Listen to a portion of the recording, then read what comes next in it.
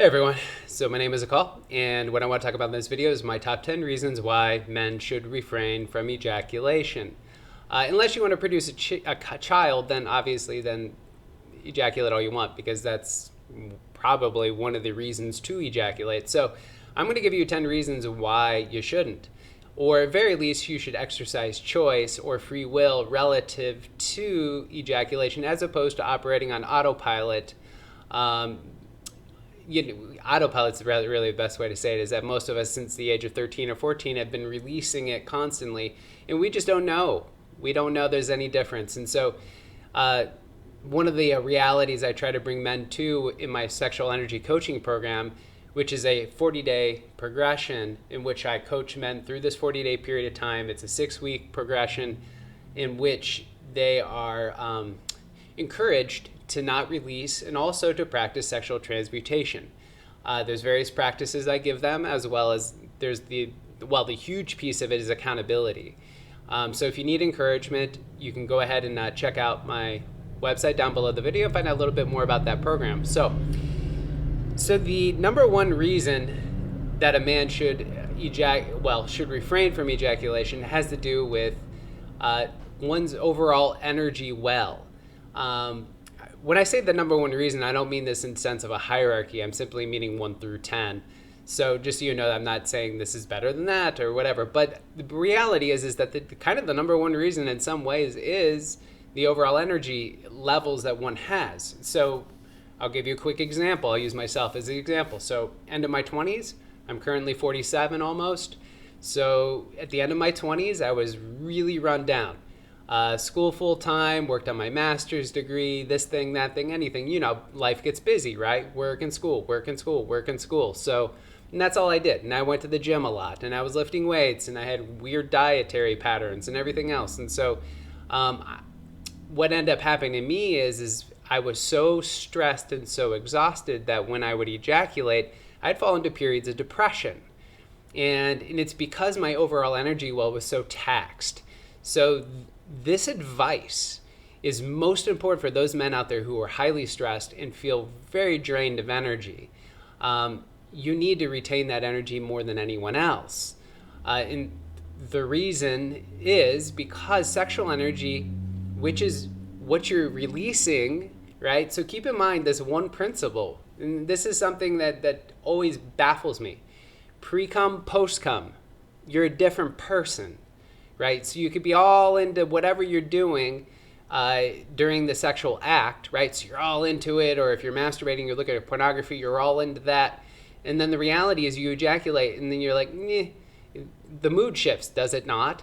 So what does that indicate? It indicates there is a discharge or a release of energy. And most men are not skilled enough or have not practiced how to decrease the energy loss. In other words, how can we become implosive as opposed to explosive? Women are naturally implosive, which is why they can have multiple orgasms, right? Think about the shape of the vagina, it turns inward, the male genitalia goes outward. So that tells you where the energy goes when a man discharges. But there are tricks that a man can learn. And again, this is something I cover in my sexual energy coaching program. There are tricks you can learn in order to reverse that flow so that it actually will decrease over time the amount of energy that is lost upon ejaculation. So a couple other things to kind of keep in mind is that when a man ejaculates, and this is, I'm going to throw out the word dopamine. So dopamine is kind of like one of these pleasure hormones, and it's connected to the hypothalamus in the brain. The hypothalamus and the pituitary work in a very tight relationship, and the pituitary is quote unquote the master gland. So what ends up happening when a man ejaculates is that, let's say there's a norm, right? So there's a norm, and then what ends up happening is a man ejaculates, the dopamine curve drops. So it drops below norm. It drops below where your optimal should be. And the problem is that according to, there's a book called, what's it called? Cupid's Poisoned Arrow, and it's written by Marina Robinson. So Marina Robinson in this book, Cupid's Poisoned Arrow, says that in some cases, in some men, it takes up to 1 month for their dopamine levels to then increase. And once those dopamine levels increase, then you start feeling a little bit more normal again. But I'd be willing to bet for those men out there who are watching this video who've been ejaculating almost daily or multiple times per week for your entire life, you've never actually experienced optimal. So like I said, the first reason that a man should refrain from ejaculation really has to do with the overall energy levels. Let's see if there's anything else I want to kind of mention in that. Yeah, I mean, again, I don't want to beat that one to death, but it leads us into the second reason that a man should not ejaculate so much, which is increased productivity. So you could also say increased creativity or productivity or whatever it is, whatever term you want to use. The reality is that if a man is distracted, right? Let's say he's distracted, he's spending too much time thinking about sex, looking for sex, looking at pornography. So just in terms of one's time available, there's more time if you're not fixated on sex. And that doesn't mean you're not thinking about it. Like, I think what is the old story is that, sex crosses a man's mind every minute or every couple minutes or whatever it is. I don't remember what the cliche is, but the reality is that, sex does cross our minds on a regular basis.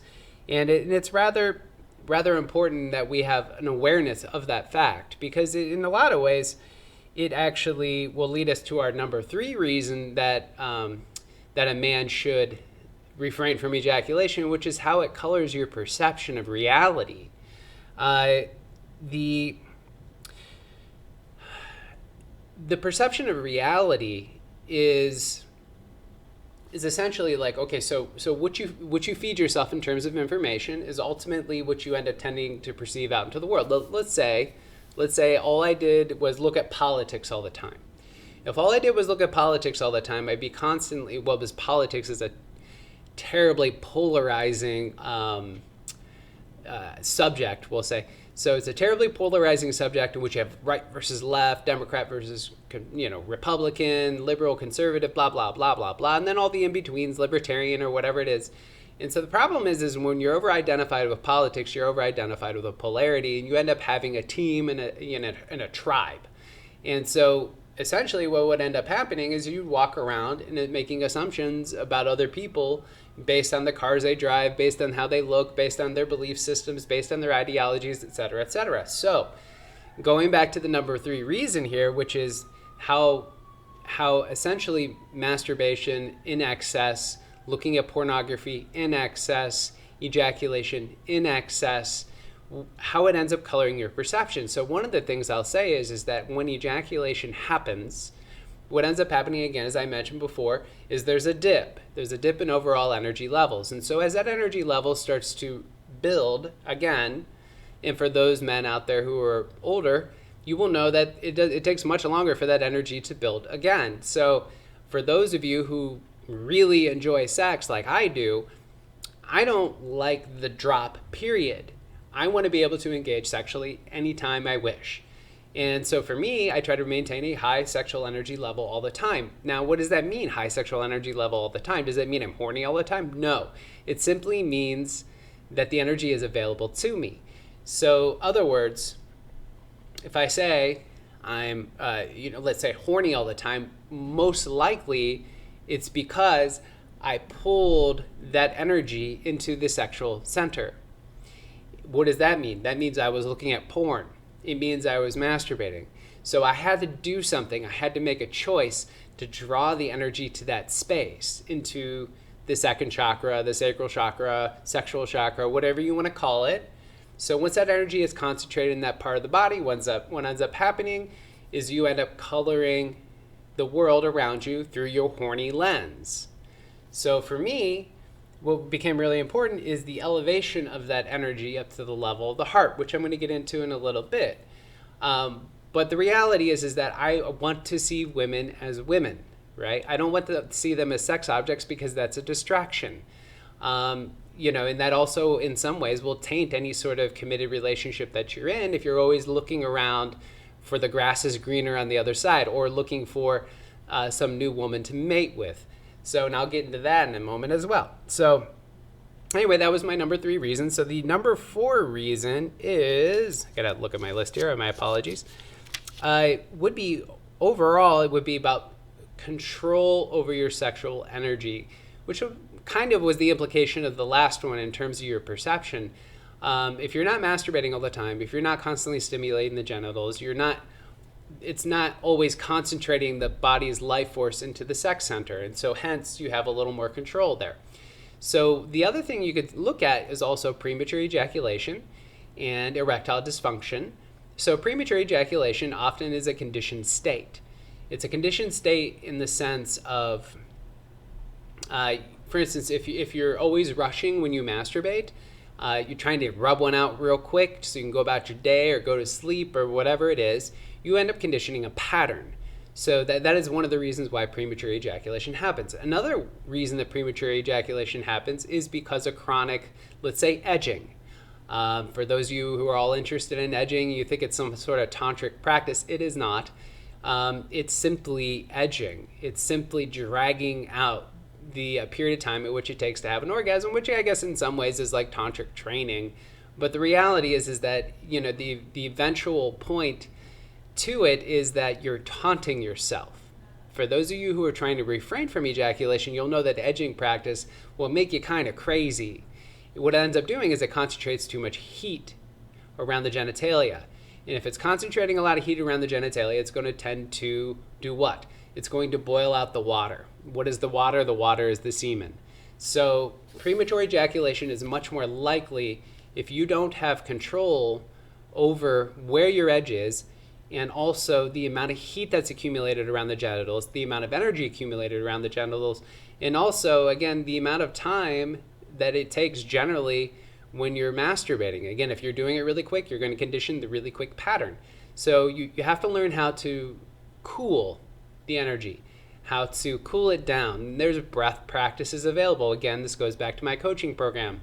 So once again, if you're interested in the coaching program, you can check out my website down below the video. So that is the number 4 reason. Well, also, I should talk about erectile dysfunction really quickly. So I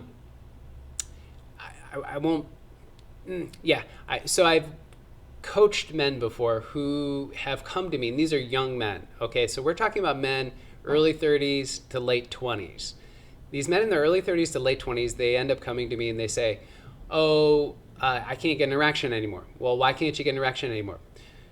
Well, I don't know. I'm stressed. They blame everything except their own behavior. And so if you are in your 20s, early 30s, or even, frankly, late 30s, early 40s, and you can't get an erection, or you have difficulty getting an erection, yes, there may be something psychologically playing in there. You may be some stress patterns, maybe some anxieties, maybe some past life, some past traumas, whatever it may be.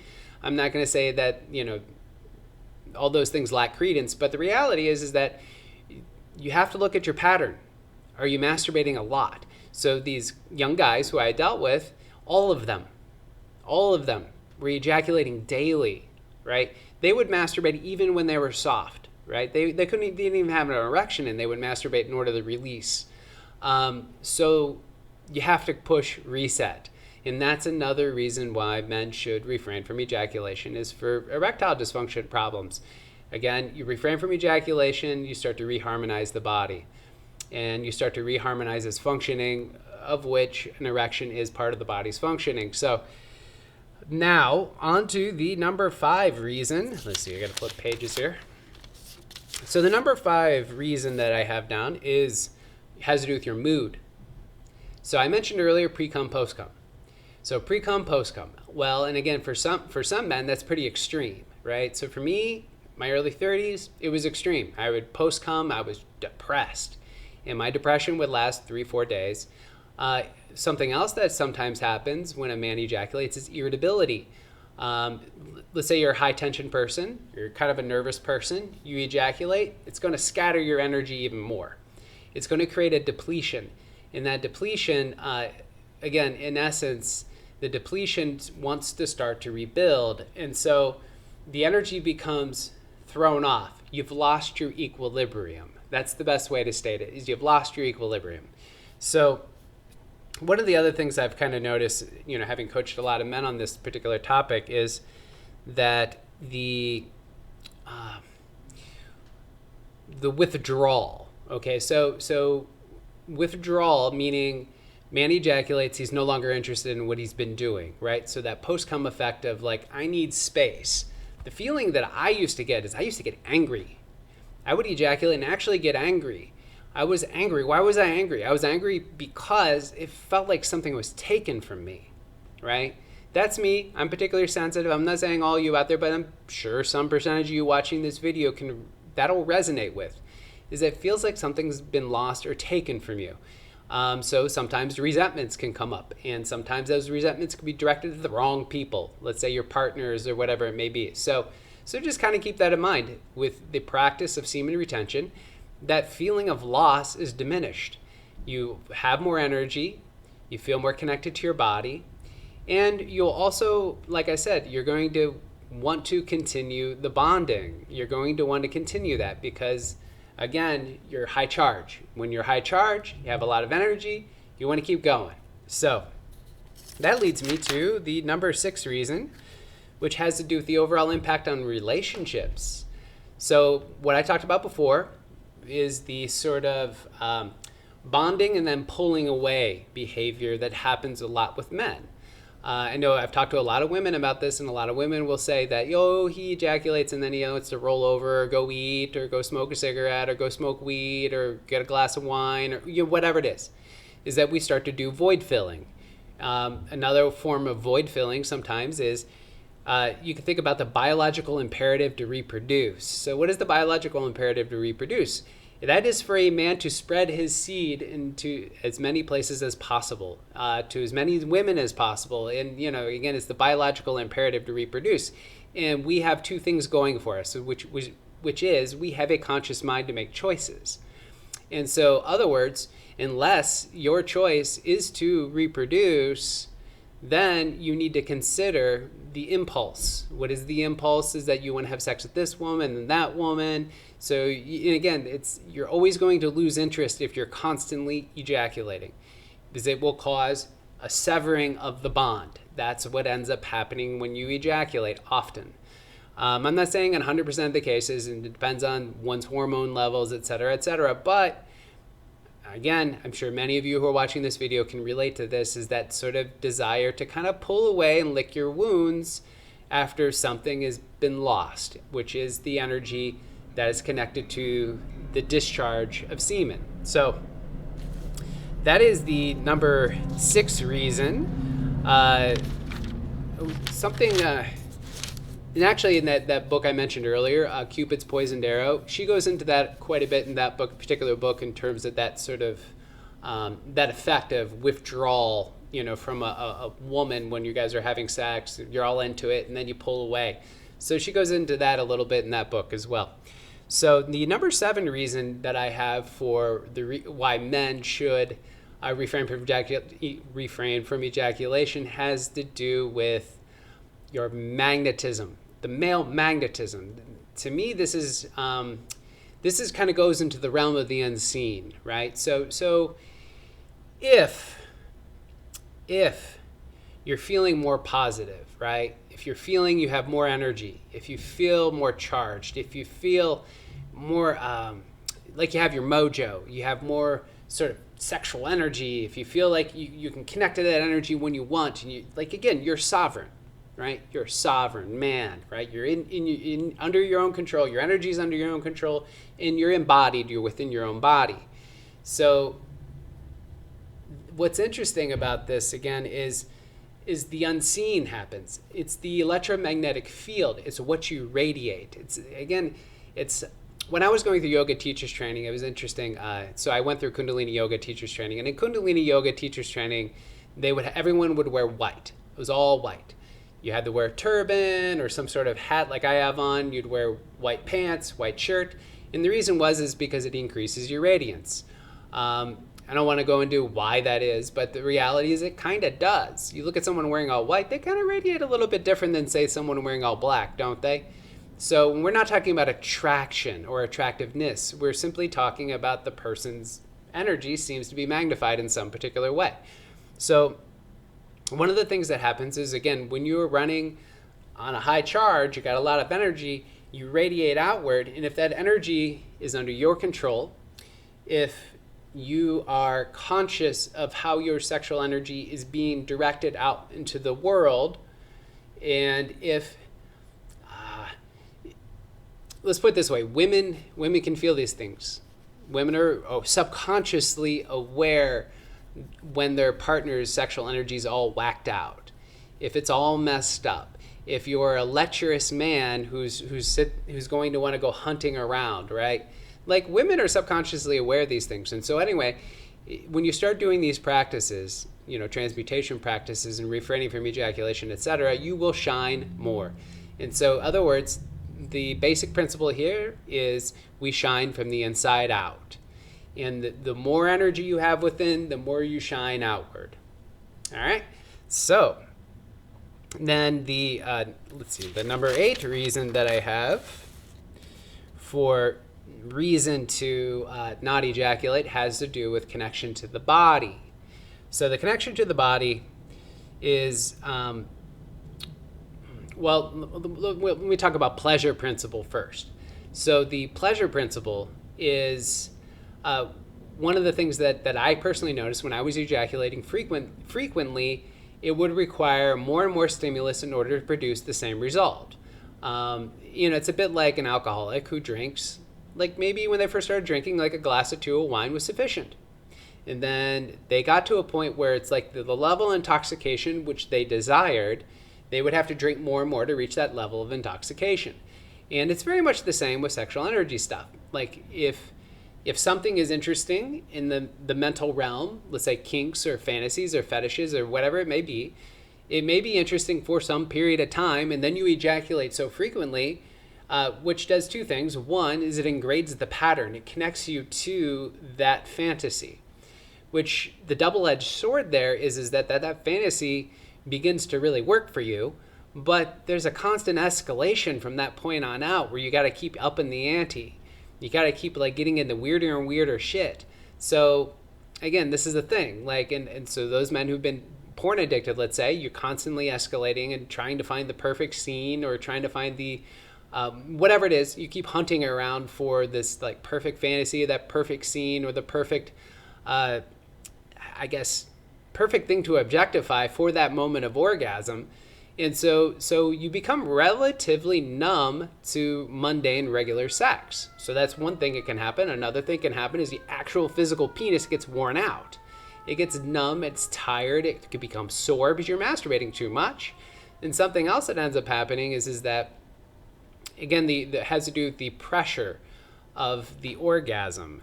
So that kind of leads me into the number 9 reason here, which is the profundity of orgasm. The profundity of orgasm is massively increased as you retain semen.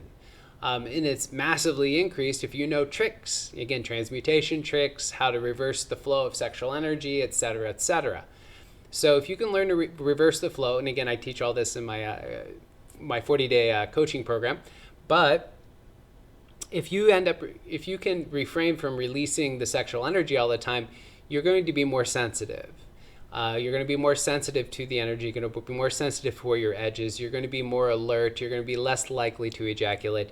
You're also simply just going to feel more. And not only that, but the pressure. And I refer to it as sacred pressure. The sacred pressure begins to build. And as the sacred pressure builds, it increases the magnitude of the orgasm. And if the orgasm is more profound, the emotional release potential or the catharsis potential of that orgasm is also increased. I've had experiences, and again, after I refrain from ejaculation for 2 weeks, 3 weeks, a month, whatever it is, if I feel like I have an emotional backlog, I'm holding something, I'm repressing something because I'm repressive by nature, then what ends up happening is that I'll have an orgasm, and sometimes it just happens on an oops situation. But again, I try to last, for me, the 1 month is always the target. That's my target point. 40 days is ideal. But for me, a month is pretty good. So when I have that ejaculation, that moment of release, it's an explosion. And it's catharsis. It's rich. It's powerful. It changes me in a very deep way.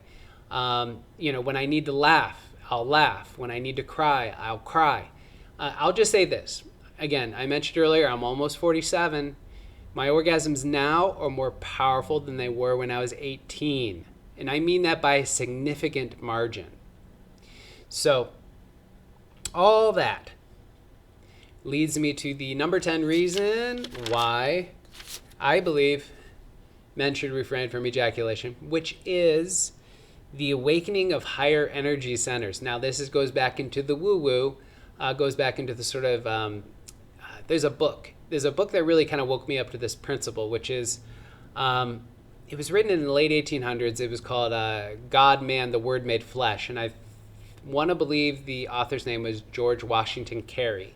So God, Man, Word Made Flesh, interesting book, goes into biblical scripture and how biblical scripture is actually, in a lot of ways, describing the ascension of energy, of which sexual energy is a base energy. So this base energy that needs to ascend up the spine, the 33 vertebrae in the spine, or Jacob's ladder, or all these different terms that the Bible uses to reference the spine, stone pillar, lots of interesting stuff in the Bible relative to the spinal cord. So the River Jordan, I think, was something, another one. But anyway, the crucifixion happens up here. Christ is crucified on the cross. So the idea is that this energy needs to ascend up the spinal cord, this transmutation of energy, this shift of energy upward, so that the higher energy centers are activated. There's a lot in that book going into it, and I don't want to go into it, but I will tell you that it helps rebalance the pituitary and hypothalamus. And if the pituitary gland and the hypothalamus glands are also moving into a greater state of balance, then what ends up happening is that, the pineal gland and other glands that are responsible for, different levels of experience, those also become activated. So there's the book refers to this thing I believe called a sacred secretion. I think in sort of like yoga woo-woo talk they call it the Amrit. There's different terms I've seen for the land of milk and honey. All these different references to some sort of secretion that the body gives off. But the secretion tends to be diminished if you have poor lifestyle habits, of which ejaculating frequently is a poor lifestyle habit. Drinking alcohol is something else that supposedly diminishes this. Gluttony is something else that diminishes this. So I kind of think of the word sin, which essentially means to fall short. If you're sinning in excess, then you end up diminishing your potential to experience this resurrection of your energy, this transmutation of your energy, the opening of the higher energy centers. Now, the last thing I'll come to here is that this ultimately ends up healing the divide, the mind-body divide, right? So the mind-body divide is that the mind somehow feels separate from the body. One of the things that the yogi folks will say is that upon ejaculation, a man loses his root. So again, this is the idea that you're looking at pleasure as a pathway into the body, as a way to connect to the body.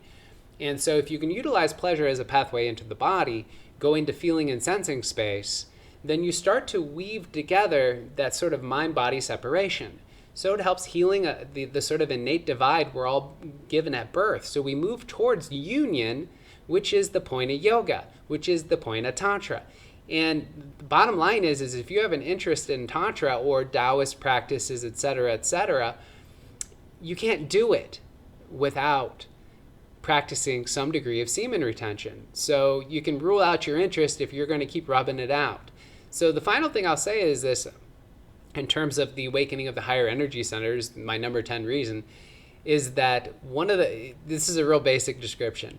And this also kind of in some ways references what I believe men who have kids end up cultivating, which is their heart space. The best depiction I ever saw was a Taoist book.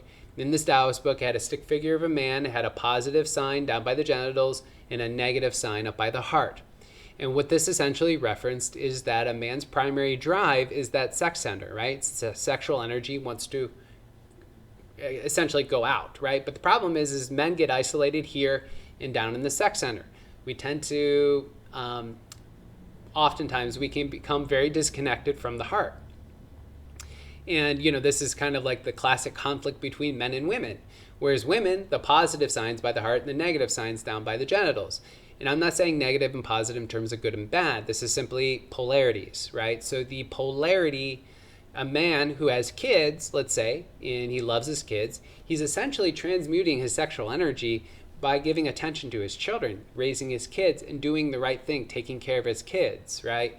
So this is one reason I think a lot of women are attracted to men. It's they have a different magnetism, right? Their sexual energy is being used responsibly. It's being transmuted towards a more loving life in a lot of ways. So anyway, a lot of women like married men, like family men, because of that reason. So I think that's all I want to mention. Those are my top 10 reasons, and I appreciate you watching it through this rather long video. But yeah, so share this video, subscribe, and thank you all.